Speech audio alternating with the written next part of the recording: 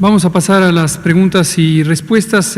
Antes quisiera aprovechar para agradecer a dos colegas que raramente mencionamos, pero siempre estamos muy conscientes de la importancia de su trabajo. Aquí a mi lado izquierdo verán un cuadrito de fondo rojo y nuestras compañeras que nos apoyan con el lenguaje de señas mexicanas y hacen un trabajo espléndido, sumamente profesional y además extraordinariamente útil para que esta conferencia de prensa llegue a las personas que necesitan una comunicación a través de señas.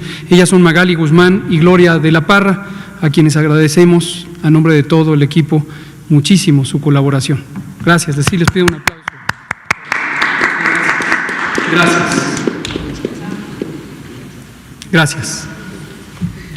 Bueno, vamos a empezar. Por favor, Bianca Aguirre, Notimex, Carlos, usted está pendiente, y usted. Gracias, doctor. Buenas noches. Bueno, pues preguntarle referente al plan de la nueva normalidad.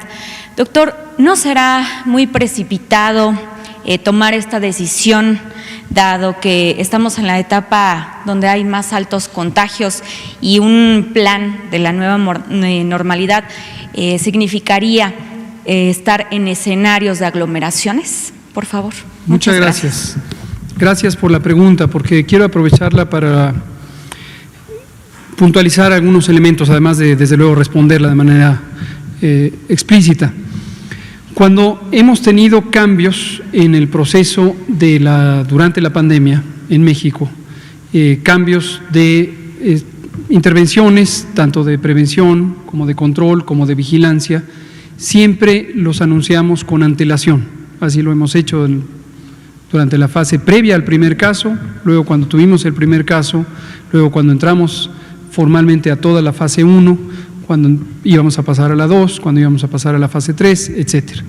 Y ahora estamos anunciando desde este momento cumbre de la epidemia, momento cumbre porque estamos en el punto de más rápida presentación de casos nuevos y consecuentemente de casos o de personas que requieren hospitalizarse y consecuentemente de un reto mayor sobre el Sistema Nacional de Salud, la capacidad hospitalaria y consecuentemente también por esta velocidad de presentación de personas enfermas, que a su vez es traducción de los contagios de 7 días atrás, de funciones.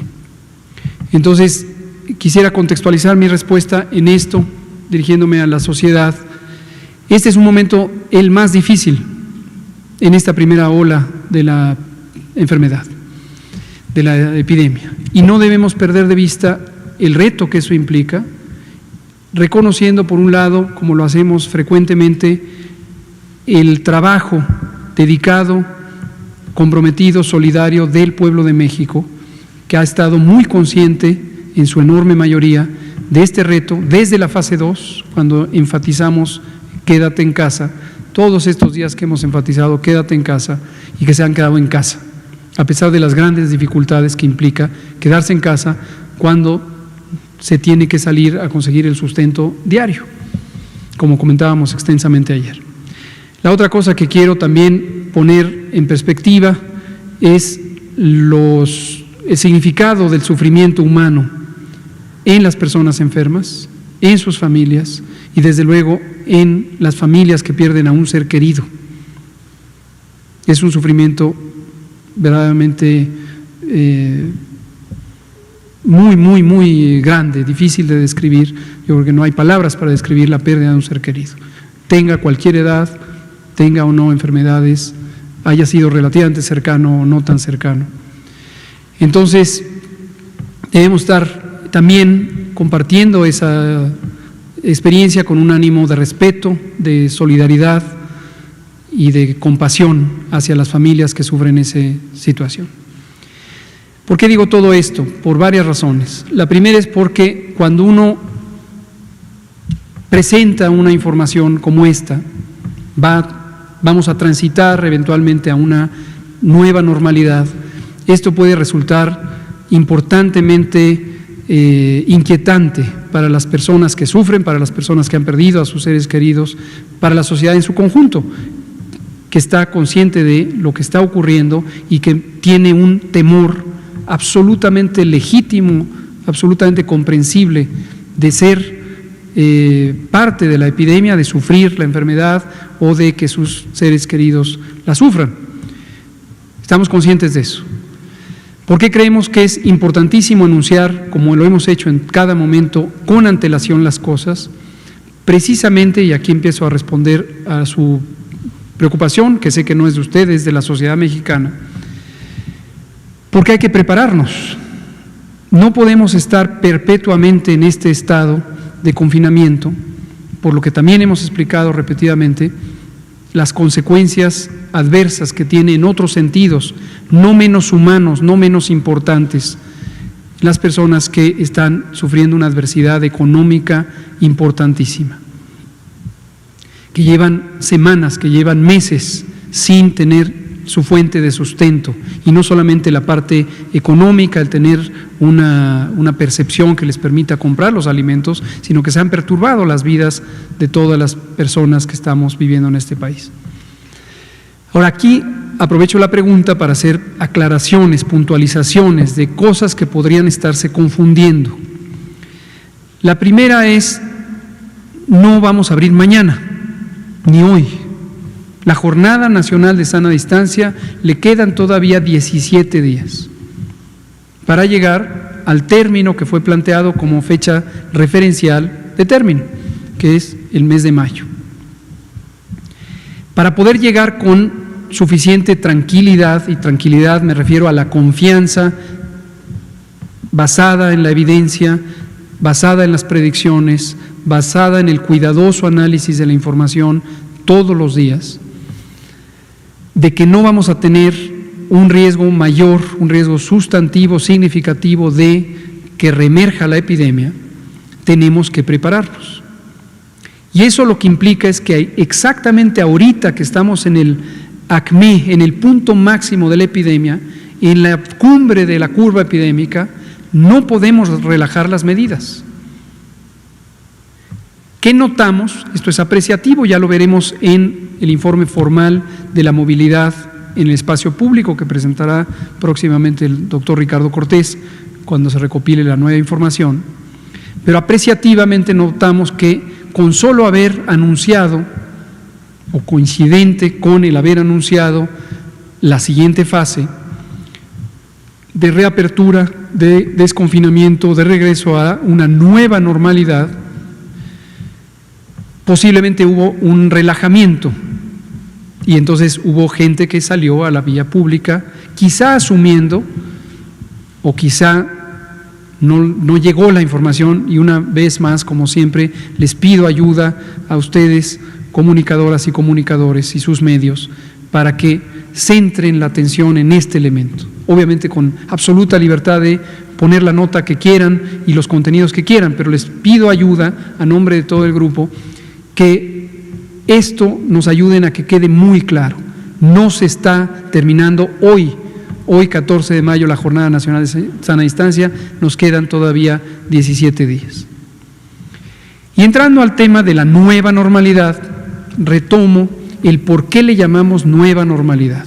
Bueno, pero antes, vuelvo a decir lo que he dicho, el éxito que hemos tenido como pueblo mexicano de reducir la cantidad de contagios comparado con lo que hubiera ocurrido si no se hubiera implantado la Jornada Nacional de Sana Distancia, es un éxito importantísimo, porque redujimos 3/4 partes de la curva epidémica esperada. Y esto nos ha permitido llegar a este momento sumamente retador, no deja de ser retador, con un sistema de salud expandido que pasó, hemos dicho los números, de cerca de 1.400 camas a 8.500 camas, con equipamiento, con personal, con contratación de 40,000 trabajadoras y trabajadores de la salud, etcétera. Porque el aplanar la curva, el reducir la cantidad de contagios, nos llevó a, como lo hemos explicado incluso gráficamente, a lo que la teoría de la salud pública indica, que es desplazar también el momento cumbre, y lo desplazamos por más de 4 semanas y media. respecto a donde hubiera ocurrido, que era en abril, y lo estamos teniendo a mitad de mayo. Entonces, no podemos echar a perder este éxito, en primera porque saldría muy gravoso en términos de la salud y la vida humana, y como respetamos y veneramos la salud y la vida humana, no vamos a echarlo a perder, no debemos echarlo a perder. Entonces requiere mantenernos estrictamente estos 17 días que restan en casa.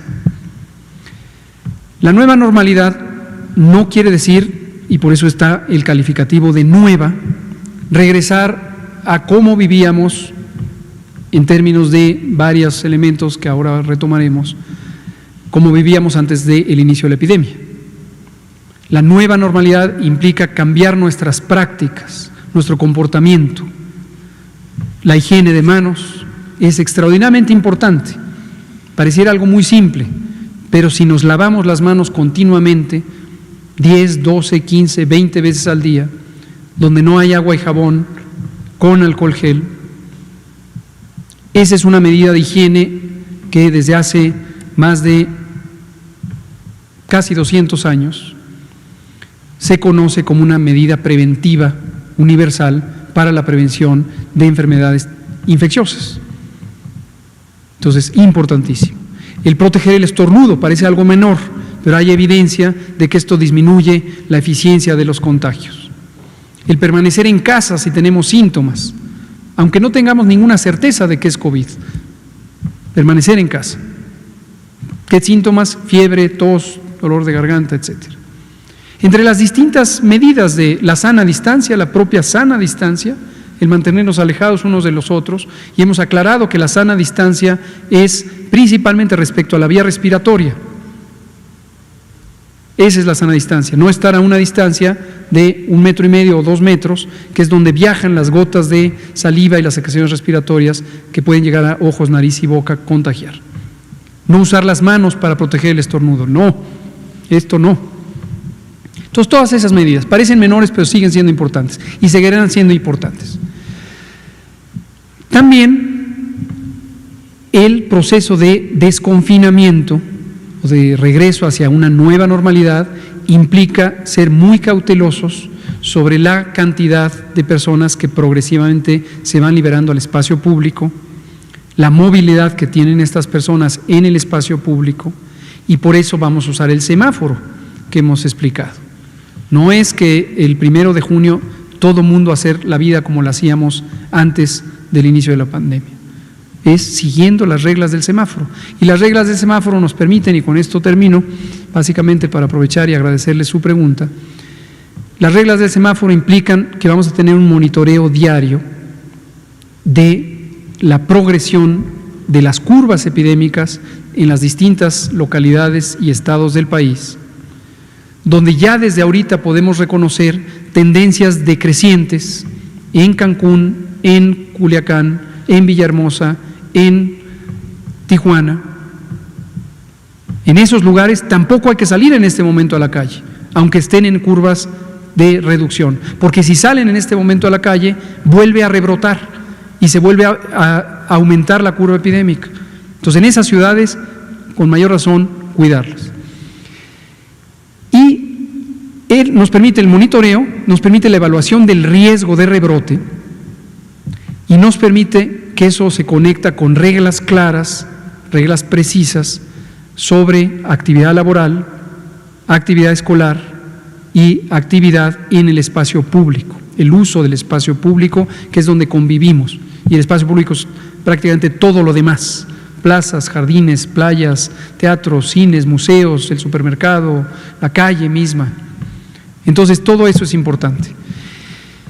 Entonces, expreso mi reconocimiento de empatía con las personas que están preocupadas de escuchar que vamos a salir y escucharlo precisamente en el momento cumbre de la epidemia, pero les reitero, no es hoy, es en 17 días y es en un proceso calculado y estudiado que va a estar sujeto al semáforo y que van a seguir actividades quizá de similar nivel de restricción en varios estados y ciudades. Pero ahora directamente implantados por la decisión de las autoridades sanitarias de los estados, que son las señoras y señores gobernadores. Y obviamente con la asesoría, monitoreo, acompañamiento, tutoría de la Autoridad Sanitaria Nacional o Federal, como lo contempla la Ley General de Salud y otras disposiciones. Muchas gracias, Bianca. Carlos, por favor. Y usted. Y luego usted. Doctor Gatell, ¿cómo están? Buenas noches ya. Carlos Guzmán de Aba Noticias. Dos preguntas muy rápidas para también dejar preguntar a los compañeros. La primera, basándose en lo que le contestaba a mi compañera Bianca, ¿ya tendrá algún avance de los municipios que podrán retomar actividades el domingo, el lunes en la parte de las escuelas? Siendo que usted ha reiterado, y es importante que lo haga en este foro, que los gobernadores tomarán la decisión final en el caso como autoridad sanitaria local. Y la segunda, si nos puede, básicamente para las madres y padres de familia que están muy preocupados en cuanto a la cuestión de las escuelas. Vemos en sus redes sociales, nos hemos echado un clavado a su red personal, que seguramente usted de repente ve por ahí, comentarios de mamás, de papitos preocupadísimos por la cuestión de que los niños van a regresar a la escuela, se van a contagiar, va a haber un caos prácticamente por todas esas fake news que se han comentado. Si usted les puede hacer un llamado en este foro, que es muy importante, que nos llamó por ahí importantísimo el dato, 15 millones nos dijo que el miércoles, nos comentaban que fue el máximo pico que se tuvo de audiencia de esta conferencia vespertina. Ese es un éxito finalmente no de un grupo, es un éxito de todos los mexicanos finalmente. Si nos puede hacer ese comentario para los papitos y madres de familia. Y la primera. Con mucho gusto, Carlos, gracias también a usted por la pregunta. La primera sobre los municipios, mañana decidimos anunciarlos mañana, no hoy. La razón es precisamente atendiendo a este cuidado especial que hay que tener. Hemos hecho evaluaciones en múltiples sentidos. Comentábamos ayer sobre esta valiosísima ayuda que tenemos por parte de la comunidad científica mexicana que coordina el Consejo Nacional de Ciencia y Tecnología, y nuestro agradecimiento a todas y todos ellos y a la directora general de este CONACYT. La manera de ver el riesgo, decíamos ayer, tiene que ver con al menos 4 elementos. Uno es cómo se está comportando la epidemia. Segundo es qué capacidad de resolución hay para el comportamiento de la epidemia, concretamente si hay o no suficiente infraestructura de salud, personal, equipos en el nivel local.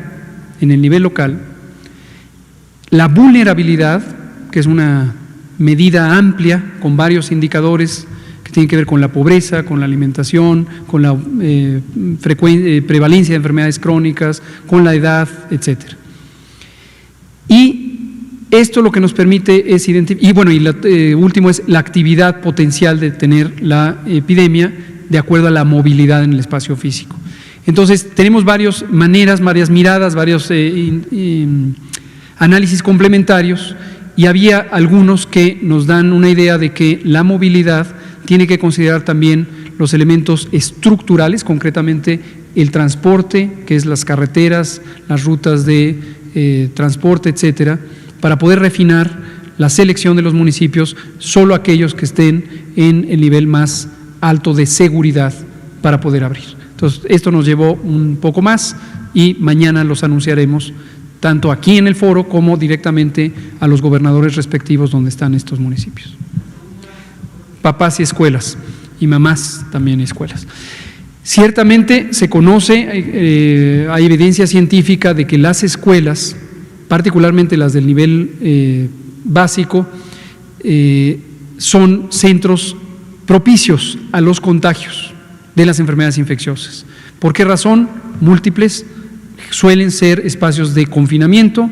En los salones de clases, las niñas y niños están muy pegados unos a otros por su edad y la conducta propia de la edad, suelen estar muy pegados unos con otros. Y también la movilidad que implica el llevar o que se transporten de alguna manera esas personitas, niñas y niños, y luego regresen y luego convivan, implica un gran tasa de encuentros que potencialmente pueden ser contagios. Y un elemento importantísimo para este tipo de enfermedad, tanto COVID como la influenza, de hecho esta evidencia viene de los estudios de influenza, es la transmisión intergeneracional de niñas y niños a adultos mayores. Entonces, ¿qué mensaje podemos dar para padres y madres de familia? Uno, el que ya comentábamos, no estamos abriendo hoy. Segundo, de los distintos elementos por regresar a la nueva normalidad, como lo vieron en el semáforo, escuelas es la que se enfrenta a la mayor restricción, la última que quisiéramos. En estos municipios seleccionados de manera muy cuidadosa, puede ser que haya un regreso fácil a la parte de la vida escolar, pero en todos los demás de inicio no, excepto que lleguen al punto de seguridad representado en el semáforo por el color verde. Entonces, no teman madres y padres de familia, estamos conscientes de toda la evidencia científica relativa al riesgo de transmisión en las comunidades escolares y lo hemos cuidado para que sea el espacio que permanezca con las mayores restricciones. No vamos a exponer la salud y la seguridad de ninguna de las personas y menos de la niñez y la juventud. Va a haber, absolutamente. ¿Educación? ¿Cómo no? Definitivamente. Parte de los protocolos, de hecho, eso lo establecimos al momento de cierre, trabajando en colaboración con la autoridad escolar, que es quien toma estas decisiones, el maestro Esteban Moctezuma, en aquella sesión del Consejo Nacional Educativo del 14 de marzo, que es cuando se decidió el cierre de las escuelas, y se acordó que en su momento se tendrían que preparar la sanitización de los espacios públicos, la capacitación del personal, los protocolos de conducta al interior de la escuela, ciertos elementos de reorganización del espacio físico de la escuela. Entonces, todo eso tiene que estar previo al momento de que pudiera considerarse abrir un recinto escolar. Vamos a darle la palabra a usted y luego usted, y son las 19:46, y después usted allá atrás. Gracias, doctor. Buenas noches. Daniela Pastrana, de Pie de Página. Hemos estado haciendo recorridos en algunos hospitales, sobre todo de la periferia, Chalco, Iztapaluca, en algunas zonas así, donde los reporteros han encontrado varias personas que han estado buscando en distintos hospitales y no saben a dónde llegar. Son personas que difícilmente tienen acceso a la aplicación, al internet y a todas las cosas que quizá algunos de nosotros podemos tener. Entonces, la pregunta es, ¿de qué manera les podemos hacer llegar a estas personas información más simple para que no tengan que estar con sus enfermos graves recorriendo de hospital en hospital en estas zonas? La otra es que tenemos reportes de personas que han tenido recaídas, personas que aparentemente ya estaban o se habían recuperado de la enfermedad y que han tenido recaídas, y quería preguntarles si esto ustedes tienen información de que sea un patrón o de que ya hayan detectado que sea una cosa que, llame la atención en el sentido de que pueden ser quizá más de los 14 días. Y una tercera que es en el entendido de que tenemos un sistema de salud que tiene muchas carencias a pesar de todo este esfuerzo, y de que la mayoría de las familias de este país tiene a una persona hipertensa, diabética, adulta mayor, obesa y demás. ¿Cuál sería el kit que debemos tener en nuestras casas para atender a algún enfermo que no sea grave? A los que han regresado, por ejemplo, a sus casas y que les dicen no es grave, y qué tendremos que hacer, o sea, si oxímetro, que era una cosa que le preguntaba, el termómetro, ¿cuál es el mejor termómetro? Se habla de paracetamol, debemos tener paracetamol. ¿Cómo no? Qué bueno que lo pregunta. Qué bueno que lo pregunta. Hace unos pocos días, colegas del gremio médico de atención de la salud justo me hacían ver eso, y aquí públicamente le voy a encargar al doctor Ricardo Cortés si podemos poner la lista simplificada de esto, cuál es el paquete COVID de atención ambulatoria que esté en un sitio muy prominente, no solo del micrositio, sino de divulgación, porque es una pregunta perfectamente legítima. Me voy a mi casa o me quedo en mi casa y tengo los síntomas, asumo que tengo COVID, eso ya lo hemos dicho muchas veces, lo vuelvo a decir. Si usted tiene tos, fiebre, dolor de cabeza, asuma que tiene COVID, no necesita irse a hacer la prueba para tomar una decisión clínica sobre su manejo. Y hay dos caminos. Si usted es una persona que tiene diabetes, hipertensión, enfermedad pulmonar o cardíaca crónica, inmunosupresión, vive con VIH, las demás, es una mujer embarazada, las condiciones de riesgo que hemos mencionado, definitivamente, obesidad también, no se espere y vaya a evaluación médica. El otro camino es, usted no tiene ninguna de estas condiciones, incluido que es menor de 60 años, quédese en casa. ¿Y qué se puede hacer? Y aquí viene la respuesta.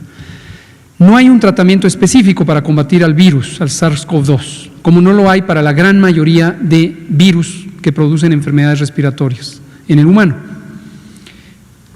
El sistema inmune, el sistema de defensas eventualmente va a eliminar el virus. Se ha considerado un periodo precisamente de 14 días en el que se elimina el virus. Pero usted, si tiene fiebre, no quisiéramos que tenga fiebre. Entonces puede usar medicamentos para la fiebre que se compran sin receta. El paracetamol, también conocido como acetaminofén, es el de uso más común. Y la cantidad de tabletas que se tienen que tomar, o los miligramos, generalmente vienen en la propia etiqueta.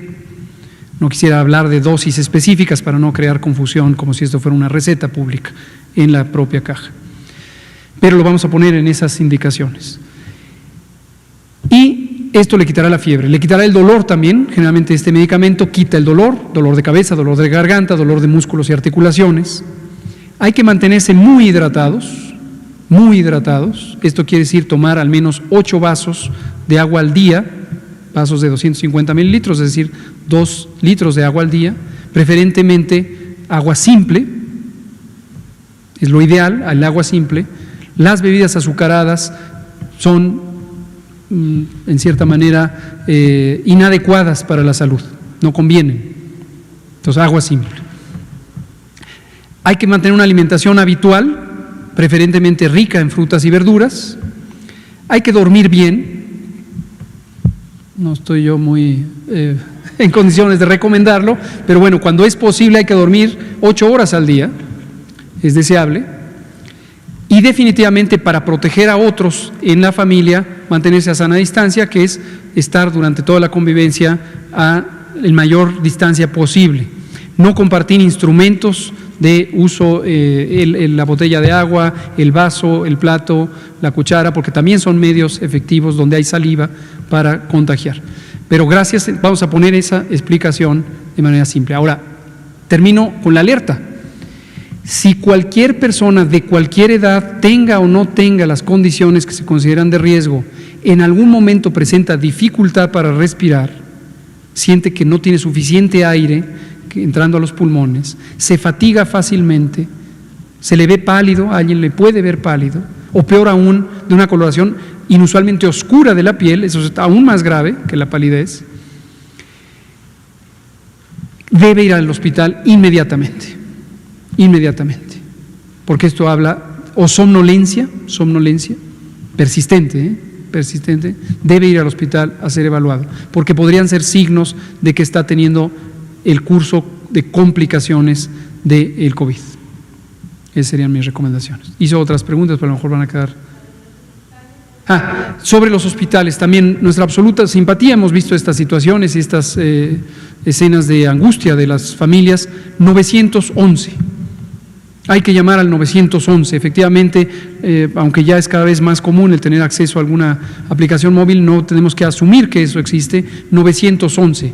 Y si usted ve a una persona en necesidad, por esta o cualquier otra razón en la calle, que necesita apoyo de emergencia, 911. En todo el país funciona el 911, y desde el inicio de la preparación, en el mes de febrero, hicimos un ejercicio específico de entrenar al personal del 911. Y existe una red de centros reguladores de urgencias médicas en el país que están interconectadas con el 911. La misión que tiene el 911, el personal de este centro de emergencias, por cierto, mi agradecimiento a todas y todos los trabajadores de este sistema, es canalizar a la persona y decirle: en este momento puedes encontrar un acceso a hospitalización en este hospital, de acuerdo a dónde está. Es una asesoría telefónica, ¿no? Y es importante, ¿por qué hacer énfasis en el uso del 911?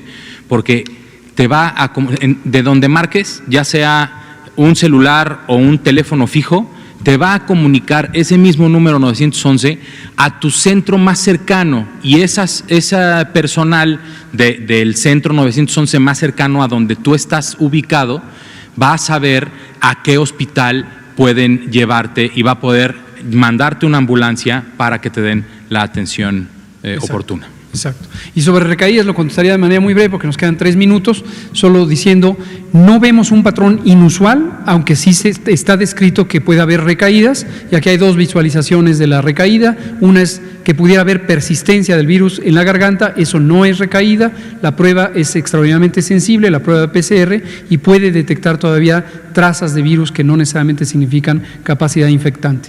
Lo que sí es recaída es que la persona pudiera tener sobre todo el curso de complicaciones después de que fue dado de alta o considerado como que no era grave. Entonces, ojo con eso también. Si después de ser dado de alta la persona presentara los síntomas nuevamente, la fiebre, la tos, el dolor de garganta o con mayor razón la dificultad respiratoria, tiene que regresar a otra valoración. Vamos a darle la palabra al compañero de allá atrás porque es la primera vez que le damos la palabra y aprovechando que quedan 2 minutos. ¿Qué tal? Muchas gracias. Soy Patrick del periódico Los Angeles Times. Agradezco mucho la oportunidad por una pregunta de la prensa extranjera. Estas son más que nada clarificaciones. Creo que no requieren respuestas largas. Primero, en caso de los muertos, lamentables todos, 4.400, ¿todos tuvieron pruebas? Y los 4.400, sí, señor. Entonces, no hay ninguna que no tuvo prueba. De estos 4.400, no. ¿Pre o post-mortem o los dos? ¿Mande usted? ¿Mientras estaba vivo o mientras estaba muerto? La gran mayoría deben ser pre-mortem. Es posible tomar un espécimen post-mortem, lo idóneo es tomarlo pre-mortem, y la gran mayoría. Entonces son los dos, pre-mortem y post-mortem. Sí, señor. Okay. Otra pregunta, ¿por qué está tan bajo en tema de pruebas México? Por ejemplo, El Salvador, Chile, ¿fue cuestión de presupuesto? No. ¿O fue cuestión de decisión técnica? Es correcto. Y voy a explicar, pero no tiene que estar tan largo. Queda muy poquito tiempo, dudo que en 1 minuto le pueda explicar, pero se lo resumo. Esto requiere toda una conversación, hemos tenido esta conversación varias veces, no creo que menos de 10 o 12, y en entrevistas también en periódicos y televisión lo he expresado. Las pruebas tienen un objetivo, y el objetivo es la vigilancia epidemiológica. Y los casos graves, los casos que son suficientemente graves para hospitalizarse, no necesariamente son los más graves, todo el espectro de gravedad, se registran al 100% y al 100% se le deben hacer pruebas. Al 100%. Entonces, ¿cuál es el límite de pruebas? ¿Cuántos casos haya en esa condición? ¿Nos faltan pruebas? La respuesta es no. Nos falta nada que ver con dinero, con presupuesto. No, por eso se lo aclaro. Dinero para pruebas tenemos, pruebas tenemos, vienen más. Están, ya no sé si era hoy o mañana, el fin de semana llegan 300,000 pruebas adicionales. Y si necesitamos 600,000 más, compraremos 600,000 más. Pero no tiene nada que ver con eso. ¿en su opinión no hubo la necesidad de tantas pruebas como Chile, como Perú? Creo que necesitamos una sesión más larga para que le explique todo el debate técnico al respecto. Unas cositas más, perdón la molestia. El tema de exceso de mortalidad, ¿se puede decir en México cuántos muertos hubo en todo marzo y abril de todas causas de 2020, 2019, 2018? Hay un estimado, así me parece una cifra importante que hemos encontrado en nuestros países. ¿Hay en México esa cifra? Lo hemos presentado aquí públicamente. México tiene un sistema de tanto de estadísticas como de vigilancia de la mortalidad desde hace más de 40 años. El sistema de vigilancia epidemiológica se remonta a 1881 y se hacen estadísticas de salud desde entonces. Sí. Desde luego tenemos esa información, la acabamos de presentar el sábado pasado y le sugiero si... Entonces, el sábado pasado usted dio un número de exceso de muertes. No de exceso. Las estadísticas de mortalidad, tenemos una institución que se llama Instituto Nacional de Geografía y Estadística, que existe desde hace más de 50 años o casi 50 años, y es la autoridad nacional independiente del gobierno, es autónoma para hacer las estadísticas vitales del país. Claro, pero tengo la impresión que hay estadísticas nada más hasta 2018, ¿o estoy equivocado? Hay un proceso precisamente muy riguroso que sigue estándares internacionales de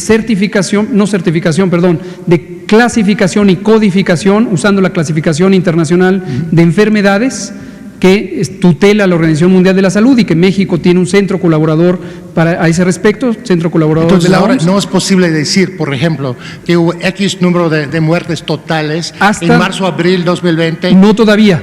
El proceso implica que hay una revisión exhaustiva de las causas de muerte. México tiene un certificado de muerte con varios anexos, hay personal especializado. Entonces, 2019 se conoce el número, lo presentamos el sábado también, le invito a ver la grabación de la conferencia de prensa, pero todavía no son estadísticas oficiales hasta que la autoridad independiente del gobierno dice cuál es la estadística formal. Y 2018 hacia atrás está disponible todo. Con todo respeto, puedo preguntar, ¿por qué no hubo una decisión adelantar el proceso un poco? Me parece una cifra muy importante en términos mundiales. No hubo ninguna decisión de decir, tenemos que poner la pila un poco porque es muy importante esta decisión. No hubo ninguna decisión adelantar el proceso. Nuevamente le invito a ver la conferencia de prensa del sábado pasado. Hablamos de todo eso, pero se lo resumo en 3 palabras. El proceso se hace en forma continua, pero la estadística oficial no se cierra. Tenemos mes con mes cortes de información sobre mortalidad y en tiempo real tenemos información de los certificados de defunción que son digitalizados. Nos queda medio minuto, ya se acabó. Le invito a volver a venir, a hacer cuantas preguntas considere necesario y a ver la conferencia de prensa del sábado pasado. Uno más muy sencillo. Ya son las 20 horas, se acabó la conferencia de prensa, gracias. pero está invitado cuando guste. Gracias. Y queda usted y acá el compañero. En Estados Unidos.